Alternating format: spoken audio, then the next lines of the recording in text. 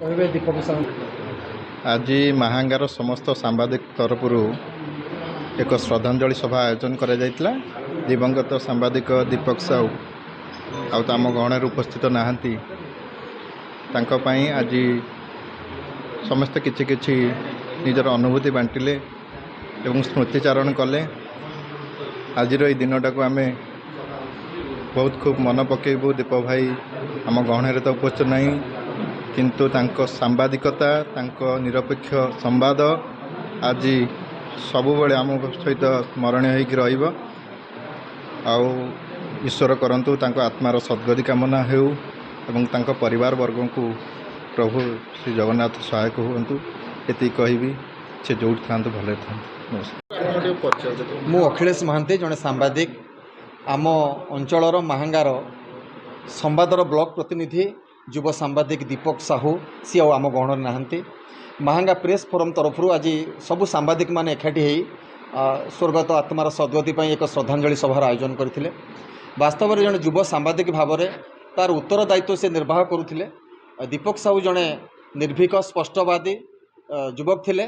ତେଣୁ ସାମ୍ବାଦିକତା ଜୀବନରେ ସେ ଅନେକ ଭଲ କାମ କରିଛନ୍ତି। ସମାଜର ତଳସ୍ତରରେ ପଡ଼ି ରହିଥିବା ମେହନତୀ ମଣିଷମାନଙ୍କ ପାଇଁ ସେ କଲମ ଚାଳନା କରିଛନ୍ତି। ତେଣୁ ଅକାଳରେ ଯେତେବେଳେ ସେ ଚାଲି ଯାଇଛନ୍ତି, ସେ ଦୁଃଖ ଭଗବାନ ଆଉ କାହାକୁ ନ ଦିଅନ୍ତୁ। ଆମେ ସମସ୍ତେ ଦୁଃଖିତ ବ୍ୟଥିତ। ତେଣୁ ଆମେ ସାରା ମାହାଙ୍ଗା ଅଞ୍ଚଳ ସ୍ତବ୍ଧ ହୋଇଯାଇଛି। ଖୁବ୍ କମ୍ ବୟସରୁ ତାଙ୍କୁ ଆମେ ହରାଇଛେ।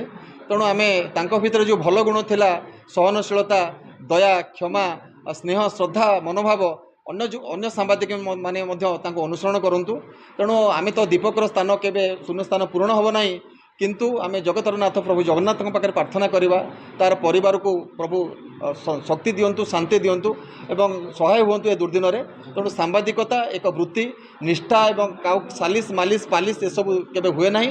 ତେଣୁ ସେଇଭଳି ଭାବରେ ଶପଥ ନେଇ ଆମେ ଯଦି ସମାଜର କଲ୍ୟାଣ ପାଇଁ କାମ କରିପାରିବା, ତାହା ହିଁ ହେବ ଦୀପକଙ୍କ ପ୍ରତି ଗୋଟେ ଶ୍ରେଷ୍ଠ ଶ୍ରଦ୍ଧାଞ୍ଜଳି।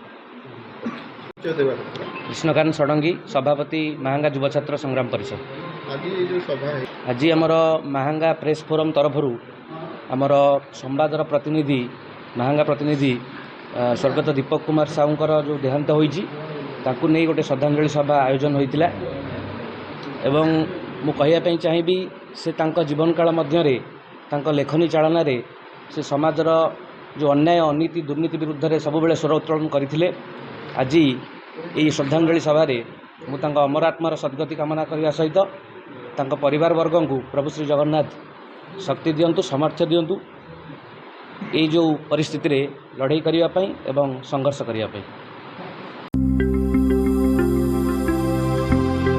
ଲାଟେଷ୍ଟ ନ୍ୟୁଜ୍ ଅପଡେଟ୍ ପାଇଁ www.nowodisha.com କୁ ଲଗ୍ଇନ୍ କରନ୍ତୁ।